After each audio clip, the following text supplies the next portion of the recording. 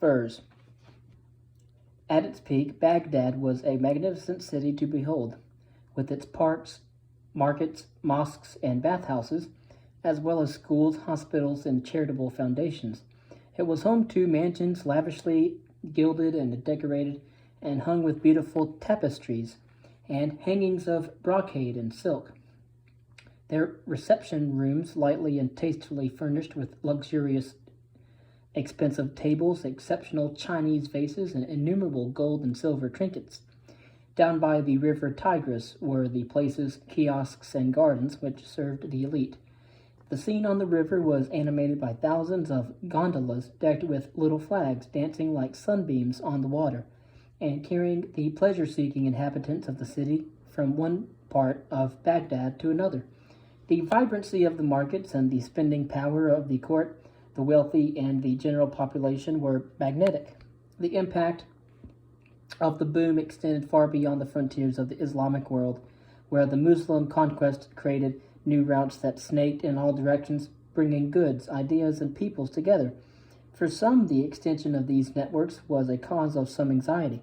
In the 840s, the Caliph al-Wathiq sent an expedition to investigate his dream that cannibals had breached a legendary wall that popular consent held had been established by the Almighty to hold back fierce savages. It took nearly a year and a half for a reconnaissance party led by a trusted advisor named Salam to report back about the state of his wall. He explained how the fortification was maintained. Guarding it was a serious business, with only one family entrusted with the responsibility of conducting an inspection on a routine basis. Twice a week, a hammer was struck against the wall 3 times in order to check that it was secure. Each time, the inspectors would listen for any deviation from the norm. If one applies one's ear to the door, one hears a muted sound like a nest of wasps. One account reports, then everything falls silent again. The purpose was to let the savages who might bring the apocalypse with them know that the wall was guarded and that they would not be allowed to pass. The account of checking the wall is so vivid, so convincing that some historians have argued that it refers to a real expedition and to a real wall, perhaps the Jade Gate, marking the entry to China to the west of the Dunhuang. In fact, fear about destroyers of the world being contained behind the mountains of the east was a theme that linked the antique world with the Old and the New Testament, as well as the Quran. Regardless of whether Salam's journey actually did take place, terror of what lay beyond the frontiers was very real. The world was divided into two: a realm of Iran, where the order and civilization prevailed, and one of Turan, that was chaotic, anarchic, and dangerous, as a plethora of reports from travelers and geographers who visited the steppe lands to the north make clear. Those who lived outside the Muslim world were strange, and while in some respects weird and wonderful, mostly they were terrifying. One of the most famous correspondents was Ibn Fadlan, who was sent into the steppes in the early 10th century CE in response to a request by the leader of the Volga Bulgars for learned scholars to come and explain the teachings of Islam. As Ibn Fadlan's account makes clear, the leadership of this tribe, whose lands straddled the Volga north to the Caspian Sea, where the great river intersects with the Kama, had already become Muslims, but their knowledge of its articles in faith was rudimentary. Although the Volga Bulgar leader wanted assistance in building a mosque and learning more about the revelations of Muhammad, it quickly emerged that what he really wanted was to garner support in countering the competition posed by other tribes on the steppe. Ibn Fadlan was in turn bemused, amazed, and horrified as he made his journey north. The life of the nomad, constantly on the move, stood in sharp contrast to the urban,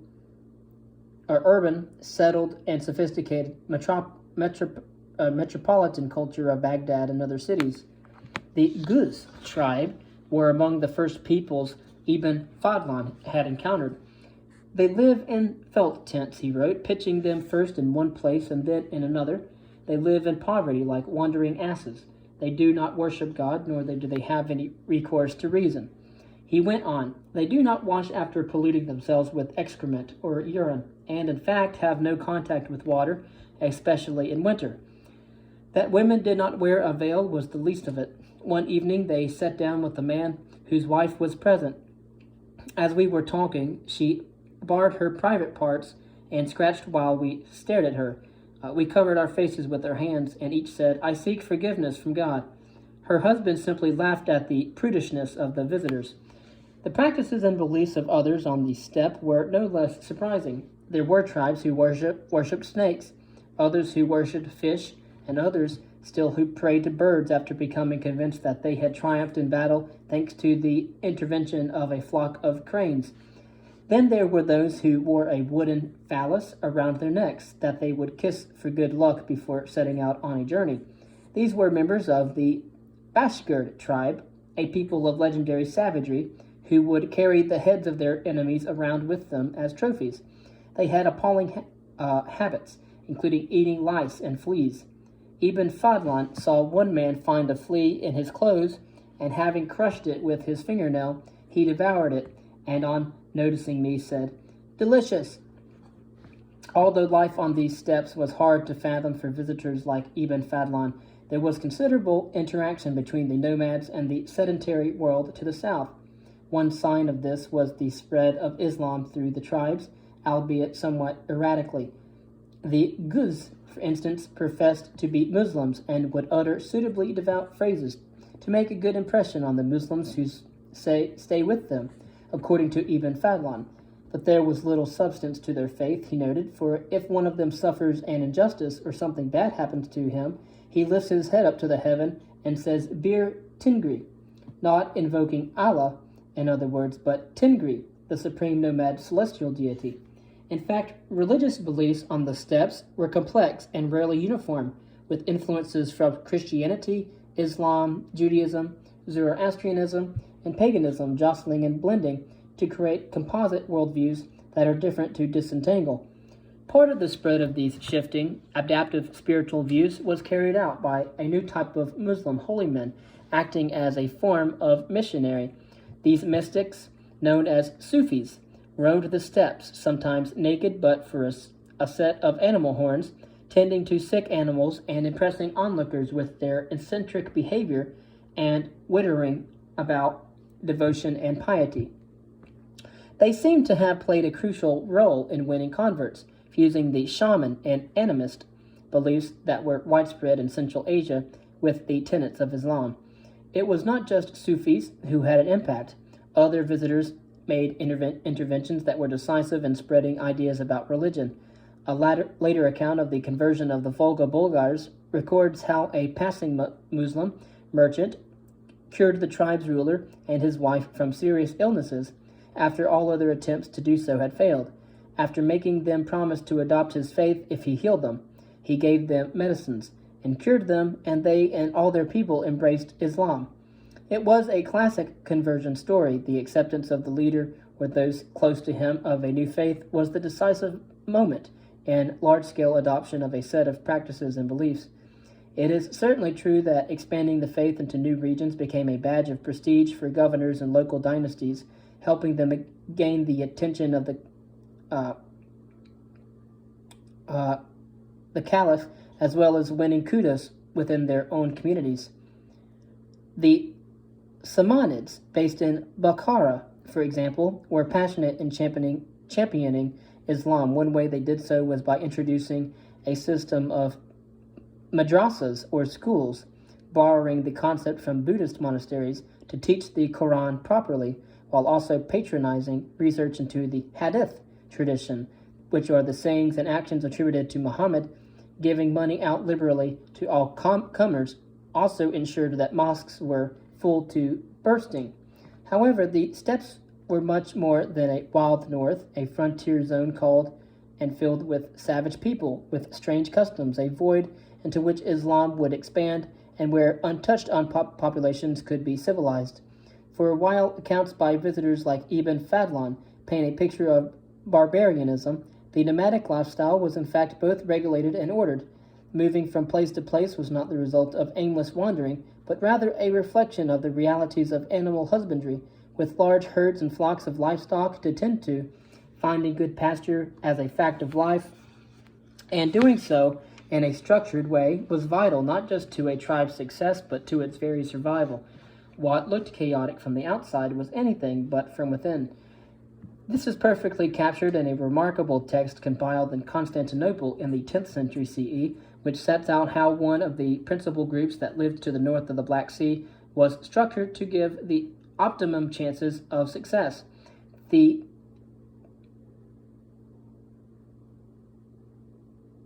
Pechenegs were subdivided into 8 tribes that were in turn split into a total of 40 smaller units, each with clearly demarcated zones that were theirs to exploit. Moving from place to place did not mean that life in tribal societies was disordered. Although contemporary commentators, travelers, geographers, and historians who look an interest in the steppe world were fascinated by the lifestyles and habits they observed, their interest was also triggered by the economic contributions made by the nomads, especially with regard to agricultural produce.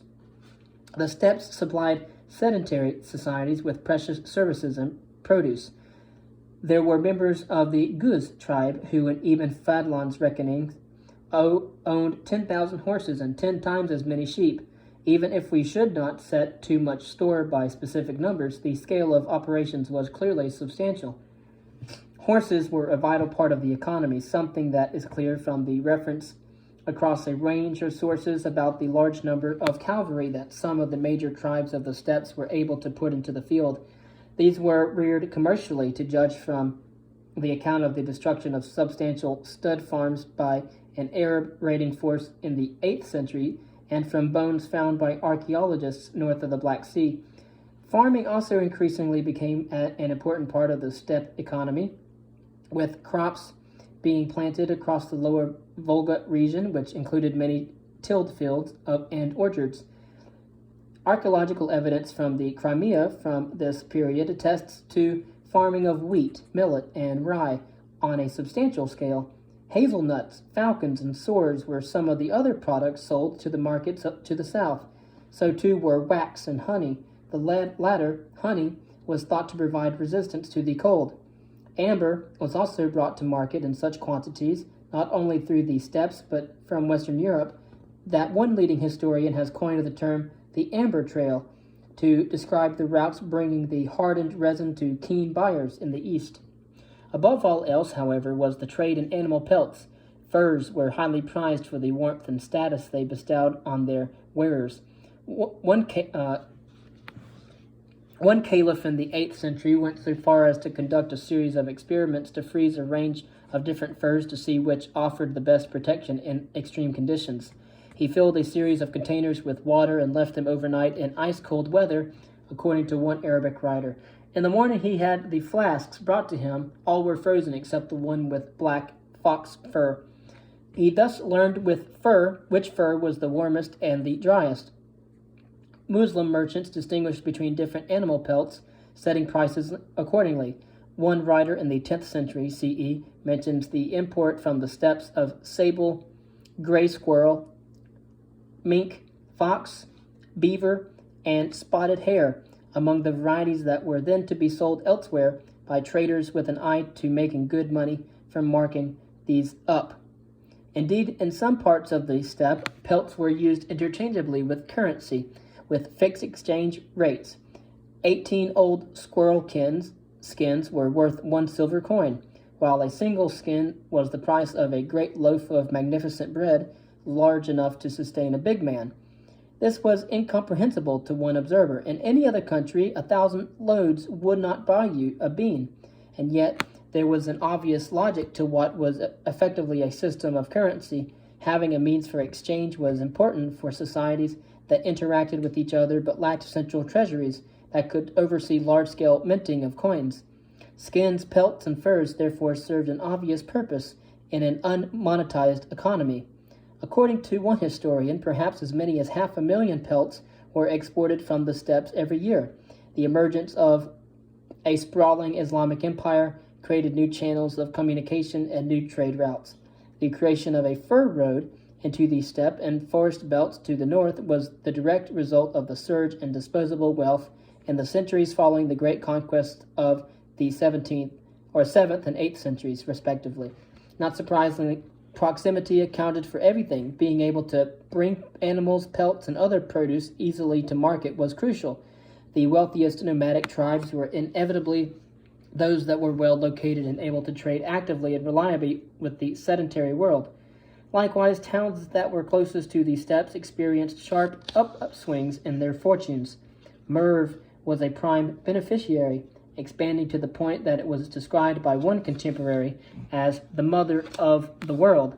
Situated on the southern lip of the steppe, it was perfectly located to deal with the nomad world while also serving a crucial point on the east-west axis running across the spine of Eurasia. In the words of one author, it was a delightful, fine, elegant, brilliant, extensive, and pleasant city. Ray, located to the west, meanwhile was known as the Gate of Commerce, the bridegroom of the earth and the world's most beautiful creation. Or there was Balkh, which rivaled anything in the Muslim world. It could boast splendid streets, magnificent buildings, clean running water, as well as low prices for consumer goods, thanks to the bustling trade and competition in the city. Like ripples from a stone thrown into the water, those nearest to these markets felt the greatest effect. Inevitably, there was a premium in being able to gain access to markets and to benefit from them. The scale of the riches at stake was such that pressures developed between tribal groupings on the steppe. Competition for the best pasture land and water sources was intensified by rivalry over access to the cities and best trade emporia. This was bound to produce one of two reactions. Tensions would either escalate, resulting in violent fragmentation, or there would be consolidation within and between tribes. The choice was to fight or cooperate. Over time, a finely balanced status quo developed, providing stability and considerable prosperity across the western steppe. Its linchpin was a part of the Turk tribal grouping that had come to dominate the area north of the Black and Caspian Seas. The Khazars, as they were known, ruled the steppes north of the Black Sea and became increasingly prominent because of the military resistance they put up during the period of the Great Conquest in the decades following Muhammad's death. Their effectiveness against the Muslim armies won them the support of a constellation of other tribes who united under their leadership. It also caught the attention of the Roman emperors in Constantinople, who understood that there were mutual benefits to be had from striking an alliance with the dominant force on the steppes. So important were the Khazars as allies that in the early 8th century, 2 marriage alliances were arranged between the ruling houses of Khazaria and Byzantium, the name normally given to what remained of the Roman Empire in this period. From the point of view of Constantinople, Byzantium's capital, imperial marriages with foreigners were rare. Alliances with steppe nomads were all but unprecedented. The development is a clear indication of how important the Khazars had become in Byzantine diplomatic and military thinking at a time when pressure on the empire's eastern frontier in Asia Minor from the Muslims was acute. The rewards and prestige given to the Khazar leader, the Khagan, had a significant impact on Khazar society, strengthening the position of the supreme ruler and paving the way for stratification across the tribe as gifts and status were handed down through the tribe to chosen elites. It had the further effect of encouraging other tribes to become tributaries, paying tribute in return for protection and rewards. According to Ibn Fadlan, the Khagan had 25 wives, each a member of a different tribe, and each the daughter of its ruler.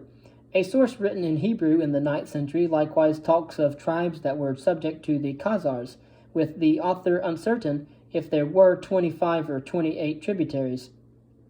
Peoples like the Palian, Madmichi, and Severlian were among those who recognized the overlordship of the Khazars, enabling the latter to strengthen their position and become the dominant force on the western steppe in what is now Ukraine and southern Russia.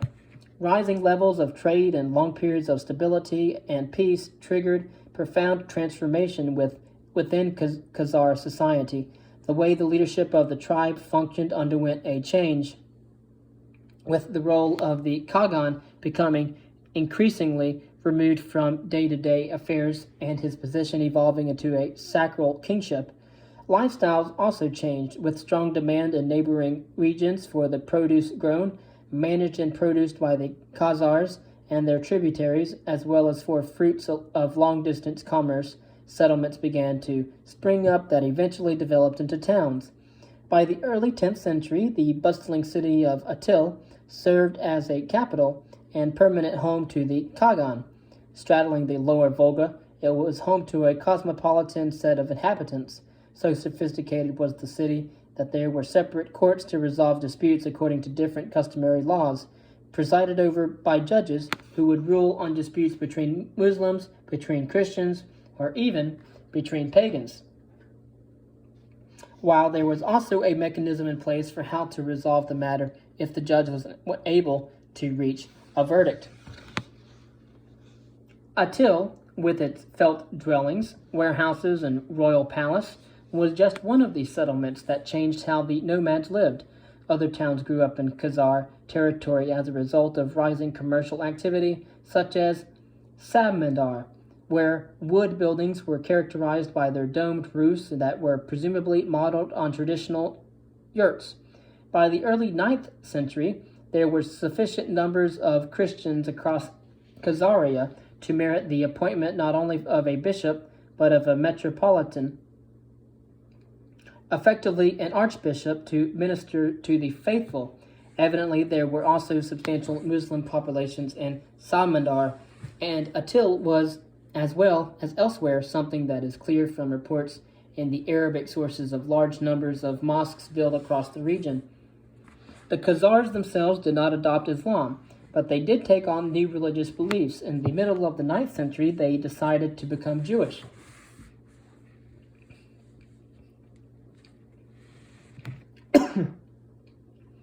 Envoys from Khazaria arrived in Constantinople around 860 and asked for preachers to be sent to explain the fundamentals of Christianity. From time immemorial, they said, we have known only one God, that is Tengri, who rules over everything. Now the Jews are urging us to accept their religions and customs, while on the other hand, the Arabs draw us to their faith, promising us peace and many gifts. A delegation was therefore dispatched with the aim of converting the Khazars. It was led by Constantine, best known by his Slavonic name, Cyril, and for the creation of the eponymous alphabet he devised for the Slavs, Cyrillic.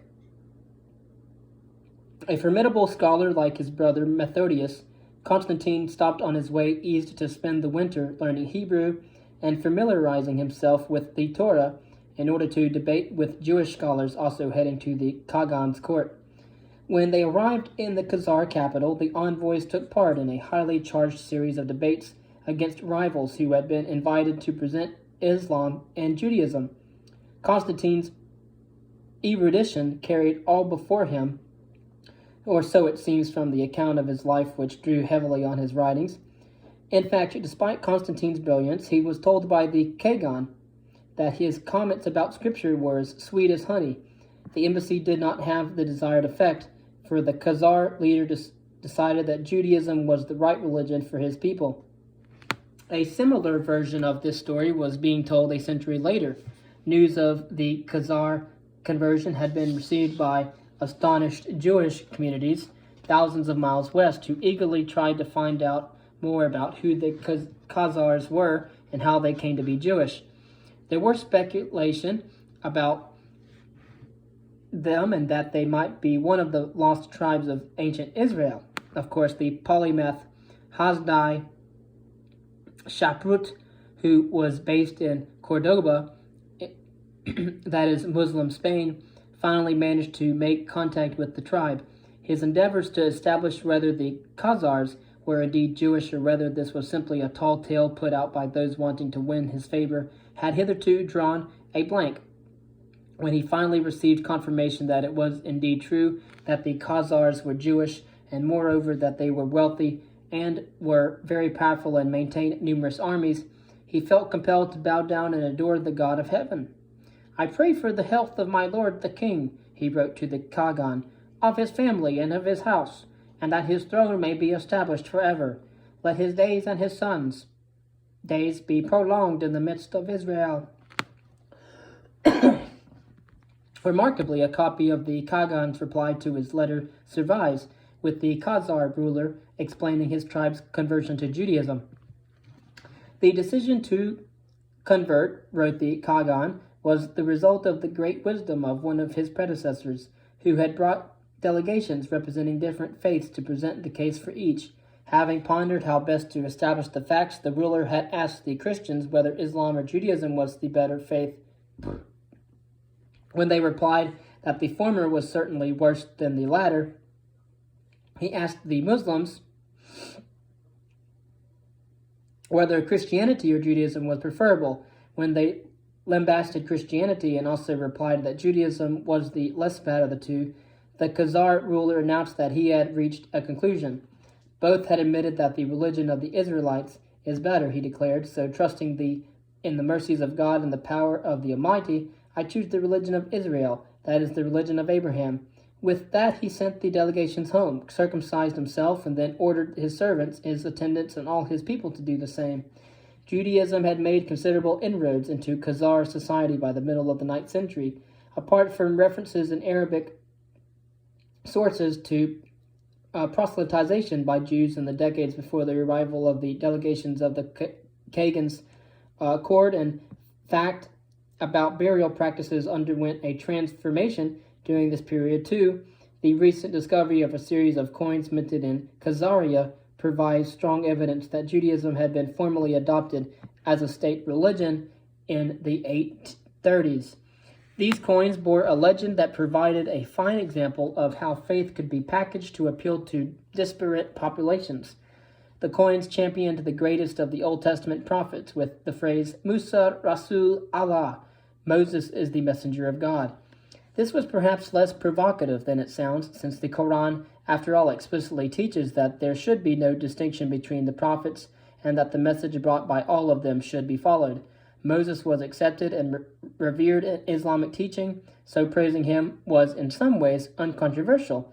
On the other hand, however, the evocation of Muhammad's special status as God's messenger was a central element in the Adhan, the call to prayer made from mosques 5 times a day. As such, having Moses' name on the currency was a defiant statement that the Khazars had an identity of their own that was independent of the Islamic world. As with the confrontation between the Roman Empire and the Muslim world in the late 7th century, battles were fought not just between armies, but also over ideology, language, and even the imaginary on coins. In fact, the exposure of Khazars to Judaism had come about through 2 sources. First, there were long-standing Jewish communities that had settled in the Caucasus in antiquity, which must have been galvanized by the economic development of the steppe. According to one 10th century writer, many more were encouraged to immigrate to Khazaria from Muslim and Christian cities after it became known that the religion was not only tolerated and officially sanctioned, but practiced by much of the elite. The correspondence between the Khazar ruler and Hasdai in Cordoba in the 10th century reports that rabbis were actively recruited while schools and synagogues were built to ensure that Judaism was taught properly, with many chroniclers noting religious buildings dotted across the towns of Khazaria, as well as courts where decisions were reached after consultation with the Torah. The second trigger for the rise in interest in Judaism came from traders who were drawn in from much farther away, attracted by the emergence of Khazaria as a major international trade emporium, not only between the steppe and the Islamic world, but between East and West. As numerous sources attest, Jewish merchants were highly active in long-distance trade, playing much of the same role that the Sogdians had played when connecting China and Persia around the time of the rise of Islam.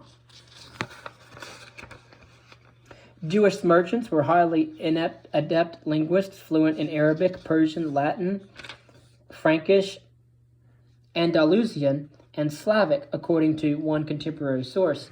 Based in the Mediterranean, they appear to have traveled regularly to India and China, returning with musk, aloe wood, camphor, cinnamon, and other Eastern products, which they traded along a chain of ports and towns that serviced markets in Mecca, Medina, and Constantinople, as well as towns on the Tigris and the Euphrates. They also used overland routes heading through Central Asia to China, either via Baghdad and Persia or passing through Khazar territory on their way to Balkh and east of the Oxus River. One of the most important points on this axis was Ray, just to the south of the Caspian, modern Iran, a city that handled goods coming from the Caucasus, from the east from Khazaria, and other locations on the steppe. It appears that these were first cleared through the town of Jurjan, or Gorgan, in northern Iran, presumably where customs duties were collected before being taken to Ray. The most amazing thing, wrote one Arabic author in the 10th century, is that this is the emporium of the world. Merchants from Scandinavia were also drawn by the opportunities on offer. When we think of the Vikings, we invariably conjure up images of attacks across the North Sea on Great Britain and Ireland, of longships with prows shaped like dragons, appearing through the fog, filled with armed men ready to rape and pillage. Or perhaps we think of the question whether the Vikings managed to reach North America centuries before the expeditions of Christopher Columbus and others. But in the Viking Age, the bravest and toughest men did not head west. They headed east and south. Many made fortunes and won fame, not just at home, but in the new lands they conquered. The mark that they left, furthermore, was not minimal and transient, as it was in North America. In the East, they were to found a new state, named after the traders, travelers, and raiders who took to the great water systems linking the Baltic with the Caspian and Black Seas. These men were known as Rus, or Rose, perhaps due to their distinctive red hair, or more likely thanks to their prowess with the oar. They were the fathers of Russia. It was the lure of trade and riches in the Islamic world that initially spurred Vikings to set off on the journey south. From the start of the 9th century, men from Scandinavia began to come into contact with the steppe world and also with the Caliphate of Baghdad. Settlements began to spread along the Oder, the Neva, the Volga rivers, with new bases springing up as markets in their own right and as trading stations for merchants bringing goods to and from the south. Staraya, Ladoga, Rorikovo, Gorodishe, Beluzero, and Novgorod, literally new town, were new points that extended the great Eurasian trade routes into the furthest reaches of northern Europe. The longships, so celebrated in popular imagination, were adapted and made smaller by the Viking Rus to enable them to be carried over short distances from one river or lake to another. These single-hulled boats set out in convoy on a journey that was long and dangerous. A text compiled in Constantinople in the middle of the 10th century CE, and based on information gathered by Byzantine agents, records the treacherous conditions that had to be negotiated on the voyage south. A set of rapids on the Dniester was particularly perilous. A narrow barrage had a lethal set of rocks in the middle of it, which stand out like islands. Against these, then, comes the water and wells up and dashes down over the other side with a mighty and terrific din. This obstacle had been nicknamed with dry humor, "Do not fall asleep." As the same text notes, the Rose were intensely vulnerable to being picked off by aggressive raiders who could see the chance for quick rewards as exhausted travelers passed through the rapids. Petching nomads would lie in wait as the boats were hauled out of the water and then attack, seizing the goods and disappearing into the landscape. Guards were ordered to be on the highest state of alert against sudden assault. So relieved were the Scandinavians to get past these dangers that they would convene on an island and sacrifice animals or stick arrows into sacred trees as a way of giving thanks to the pagan gods. The men who made it safely to the markets around the Caspian and Black Seas needed to be robust, to say the least. They had to have great stamina and endurance, noted one Muslim commentator with admiration. The rows, wrote Ibn Fadlan, were tall like palm trees, but more importantly, they were always armed and dangerous. Each of them carries an axe, a sword, and a knife. They behaved like gangs of hardened criminals. For one thing, although they fought alongside each other against their enemies, they were deeply suspicious of each other. They never go off alone to relieve themselves, one writer observed, but always go with 3 companions to guard them, sword in hand, for they have little trust in each other. None would hesitate to rob a colleague, even if it meant murdering him. They regularly took part in orgies, having sex in front of one another with abandon. If anyone fell ill, they were left behind. They looked the part as well, from the tips of their toes to their neck. Each man is tattooed in dark green with designs and so forth. These were tough men for tough times. They were involved in the trade of wax, amber, and honey, as well as fine swords, which they widely admired in the Arabic-speaking world. However, it was another line of business that was the most lucrative, the source of vast quantities of money that washed northwards back up the river systems of Russia towards Scandinavia. This is demonstrated by the many fine silks from Syria, Byzantium, and even China that have been found in graves across Sweden, Denmark, Finland, and Norway. These must have represented only a tiny fraction of the textiles that were brought back that have not survived. It is the coin record, however, that speaks loudest about the scale of business conducted with faraway regions. Astonishingly rich coin funds and finds line the great rivers heading north and have been recovered all over northern Russia, Finland, Sweden, and above all in Gotland, or Sweden's largest island, which show that the Viking Rose made enormous sums from commerce with the Muslims and the fringes of the Caliphate of Baghdad. One leading specialist in the history of currency estimates that the amount of silver coins brought back from trading with the lands of Islam numbered in the tens and perhaps even hundreds of billions. In modern terms, it was a multi-billion-dollar industry. Rewards needed to be substantial to merit the distance and the dangers involved in traveling as far from Scandinavia as the Caspian Sea, a journey of nearly 3,000 miles. So it is perhaps not surprising that goods had to be sold in large volumes in order to generate substantial profits. There were several commodities shipped south, but the most important were slaves. There was money to be made from human trafficking. Slaves will be mentioned in our next reading.